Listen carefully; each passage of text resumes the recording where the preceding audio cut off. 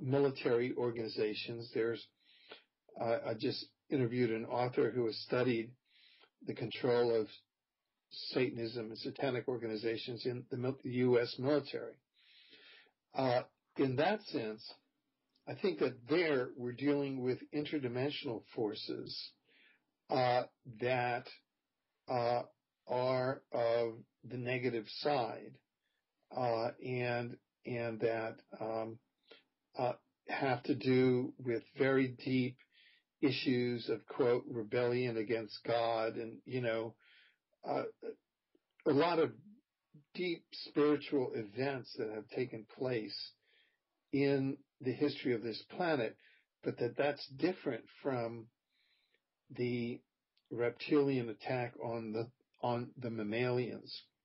So we're talking about, again, we're going back to the idea of interdimensional versus extraterrestrial energy here. Yeah.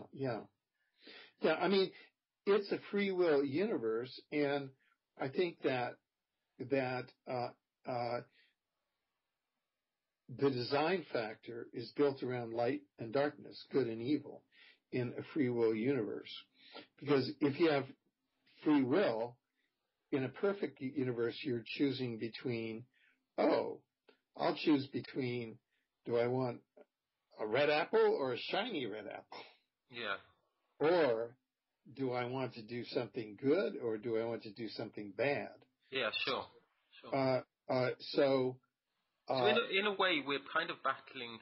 We talk about perhaps us being hybrids, going through a hybridization from this dabbling around with our DNA at an early stage in our evolution, and we're almost like we have a reptilian brain, which is the oldest part of the brain, right, and we have what people refer to as Kundalini energy, which is very serpentine in nature and is kind of linked to the root chakra and the base chakra. So we have kind of this reptilian energy within us. So in a way, you could say that we were fighting with kind of duality. We're fighting with that interdimensional energy within ourselves. Could you say that, Alfred? Sure. And the significance of the transformation and the transition at this time, for those who follow the Mayan calendar, for example, scholars like Dr. Carl Johann Kalaman, his theory is that consciousness is mediated by interdimensional portals. And the prime interdimensional portal in our reality is that at the core of our universe, which is now broadcasting waves of unity consciousness and not duality. And that's mediated through the interdimensional portal of our galaxy, otherwise known as the galactic black hole, which the Mayans called Unapku. And all of our minds can tune into that. So that minds and structures which are in duality are now going into chaos. And that's why we see so much chaos in the world. Yeah, at every level as well. I mean, we see it politically, we're seeing it spiritually, with the breakdown of the controlled religion, especially the Catholic Church. So, I mean, going back to science, top science are now openly talking about earth changes, molecular changes, solar changes. I know that Stanford University have recently produced evidence that the sun is changing dramatically and that the sun might be emitting a previously unknown particle that is meddling with the decay rates of matter. And I know that Dr. Alexei Dmitriev has released research for physical state changes across the solar system. And interestingly, we'll be interviewing George Cavassalis soon, and he said that through remote viewing that he saw that the Hadron Collider was shut off because they found that all earthly elements were changing fast. So, I mean, this is interesting stuff, and we're seeing this supported at lots of different levels now, aren't we, Alfred? Yes, and so, in a certain way, our physical, we're in a physical reality, but we're not of a physical reality, Yeah. and we are uh, uh, spiritual beings from a spiritual dimension, which you can say is a more refined energy. If there is a definition of God or source, what the science, what the replicable experiments suggest is that it's the totality of the spiritual dimension. In other words, the totality of all the human souls and the beings is God. We are part of God. Human souls are actually produced in an almost mass production-like process, where there's a vast sea of light that is the God soul, and we are like eggs of light from that. So we are hologrammatically God. Yeah, sure. Yeah, I resonate with that, definitely. Yeah. And we're now out in the created universe that we as a collective created. So organically, we are God experiencing the creation. So physical, really, we're experiencing the low vibration of physical. Yeah, and we have the free will and the ability to go either way, and so it's important to let our fellow humans know that that's the case, and to bring them out of the consensual trance that earthly religions may have put them into. Yeah. If you get in, someone has said that there's no greater divider than religions, because people are utterly divided. Organized, we're referring to organized religion here, not spirituality, of course. Yeah. No, there's a big difference between, I see it as science, spirituality, organized religions. They're all along a spectrum. And we're in the age now in which spirituality and science are coming together. So that's where our focus should be as enlightened beings. And so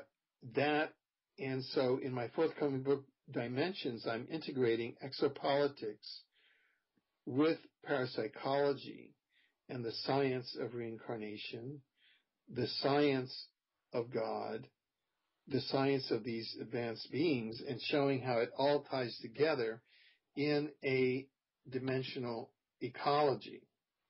That's the essence of this next book. That sounds very interesting. Its subtitle is How Earthlings, Extraterrestrials, Parallel Universes, the Afterlife, Source, and God interact in a dimensional ecology. And it's all about science. And for me, it's provided a huge amount of clarity as to what's really going on. And I hope that it's going to do the same for the reader. I'm sure it will. And where can they find this book? Are you going to sell it on Amazon? It'll be out toward the end of the year, and will be available publicly on Amazon and wherever books are sold. Great. I'm just going to take you back to we're talking about earth changes and earthquakes, especially the one in Fukushima. The Earth's magnetic field is fading. I know we've kind of seen that. Science has said 15% weaker than it was in 1845. So on a physical level, as I said, things are changing very fast. And I know recently a lot of people have been talking about the Madrid fault line, and you have yesterday the news, Christian Christian groups across America predicted a terrific earthquake on the 21st of May, what they refer to as Judgment Day. So they kind of, I know we're talking about organized religion and the way it's playing a role here. And people have been talking about the Madrid fault line in the alternative news for ages. There's this big earthquake drill in this area. The Mississippi has been flooded, and there's been unexplained mass animal die-offs, this time in and around Yellowstone National Park. What's going on, Alfred, with this, especially such a public release on the news from these Christian groups across America? Well, my considered opinion is that it's a mass psyops, a mass psychological operation. It is. It feels like that to me. I mean, It has that feel. It's almost like it's being planted. But what agenda? What's the ultimate agenda of this, Alfred? Yeah. The ultimate agenda is the Illuminati Anunnaki depopulation agenda, and their mission is to bring the human population down to about 500 million and down to a master slave class, and to eliminate the educated middle class around the world. So is this going to be a false flag harp event like you suggested Fukushima was? They all are. Yeah. They all are. Yeah, that's interesting, and sorry, Alfred, I do resonate with that. I mean, the tectonic nuclear attack, especially that you talked about. George Cavastas, I'm just going to go to him because I know he's becoming a lot more popular now, and he speaks about very similar things to what we were talking about. But he said that it is not HAARP that caused the megaquake, but changes in Earth's electromagnetic field caused by changes in the sun. I mean, there were massive solar flares just before the megaquake, the Fukushima, and he says that the ring of fire quakes are not HAARP. Haiti and China were HAARP. What would you say to this? Well, what I would say is that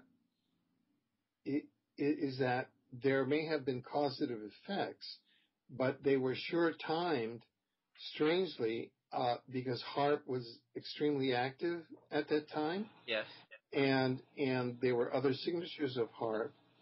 And the CIA and Mossad developed Stuxnet virus was introduced clandestinely into the computer control systems of all 6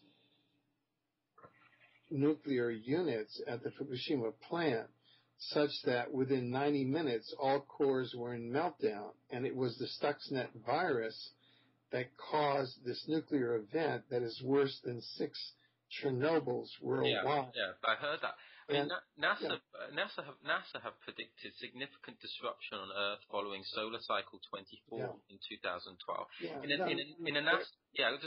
NASA 2008 article, they wrote about magnetic portals connecting Earth to the Sun, and following the megaquake, there was a Mail Online article called "Day the Earth Moved: How the Earthquake Tilted the World's Axis by 25 centimeters."